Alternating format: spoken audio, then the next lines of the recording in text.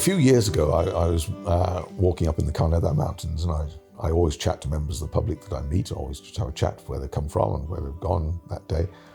And they talked about a ghost on the Carnetha.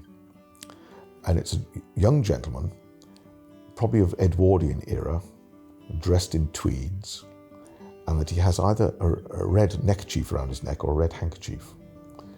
And then a few years later, I had a call from a colleague from Llanberis team, and she too had seen this ghost.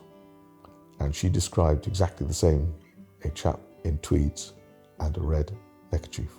More recently, a colleague of mine who has good access to Gwynedd archives, she researched this for me and found that in 1927, a young man from Manchester went wandering up on Carn Llywelyn and just disappeared. He came from quite a humble background in Manchester, a family of 5 or 6 or so, and it was unusual for someone from humble backgrounds to be able to afford to go out on the hills. But he was a keen rambler and had been out to North Wales on several occasions. So his mother wasn't concerned the fact he'd come out here, and I think he was staying with an aunt in Bethesda.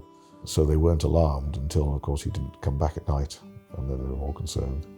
And they searched for him for several days. Then the actual newspapers record that a bloodhound was called in to try and find out where he was, and found no trace of the man.